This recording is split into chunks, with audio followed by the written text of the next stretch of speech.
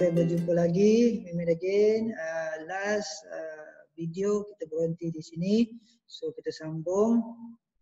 Okey, kita sambung kepada contoh yang ataupun practical question. Sekali lagi soalan berkaitan dengan practical question ini awak boleh dapatkan daripada buku engineering textbook. Okey.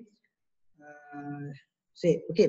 Soalan dia, how much horizontal force is required to accelerate 250 kg m at 4 meter per second square. Walk at 4 meter per second square.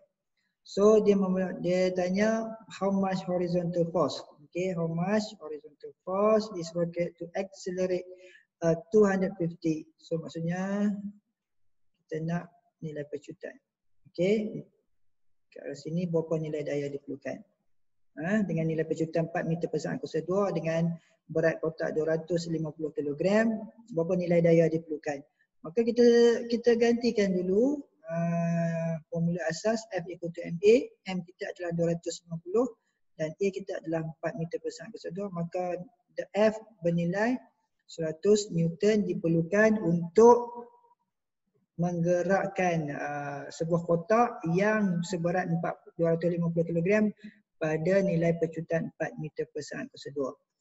Okey, soalan yang kedua, a vehicle has a mass m of 100 kg and driving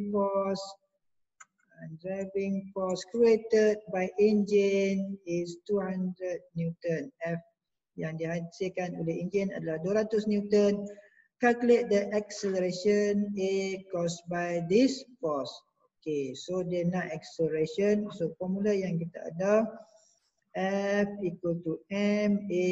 Jadi nak dapatkan A adalah bersamaan F dibahagikan dengan M. Maka 2000 Newton dibahagikan dengan 1000 kg.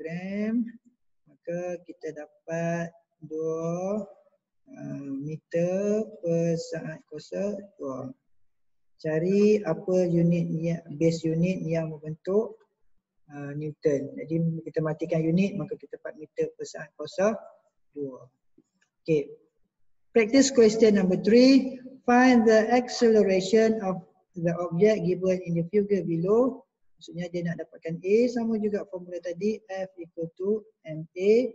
So A adalah F dibahagikan dengan M, maka nilai yang kita dapat adalah 20 meter per saat kuasa 2. Di mana F kita adalah 500 Newton dan M kita adalah 25 kg. Okey. Kemudian kita pergi kepada tajuk seterusnya, iaitu sekali lagi kita dah maklumkan awal pada perbincangan kita pada video yang pertama. So kita pergi semula kepada tajuk yang seterusnya 3.6 normal force against gravity. Maksudnya Fn against gravity kita ada weight. Okay. So the normal force Fn is the component perpendicular to surface. Okay, perpendicular to surface. Maksudnya dia dalam keadaan 90 darjah dari permukaan meja. Syarat dia. Of contact because of their weight. Saya ulang sekali lagi. The normal force Fn is the component perpendicular to the surface of contact because of their weight. The magnitude of the force is the same and direction of the force is opposite in direction with the applied force.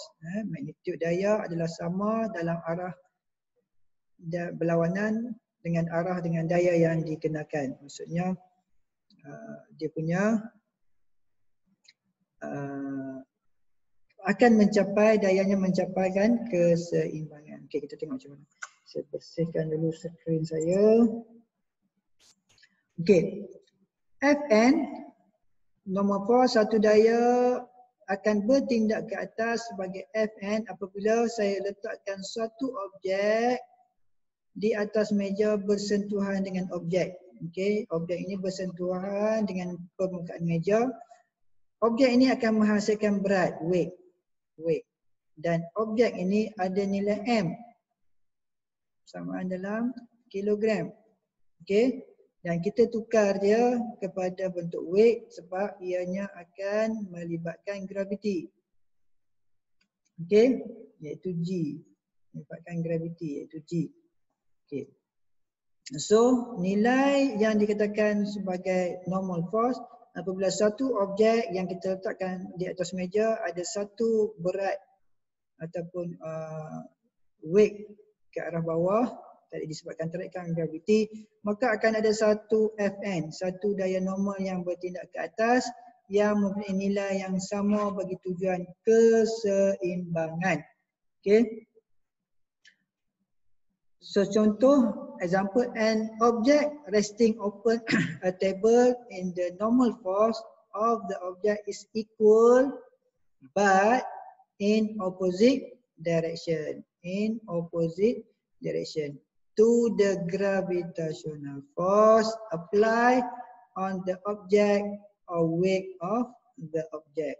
So sekali lagi kita tahu Fn satu daya bertindak ke atas mengimbangi berat yang bertindak ke bawah, dan kita tahu bahawa nilainya sama iaitu M darabkan dengan G, M darabkan dengan G, M adalah G same, ni adalah M, G adalah gravity. Okey.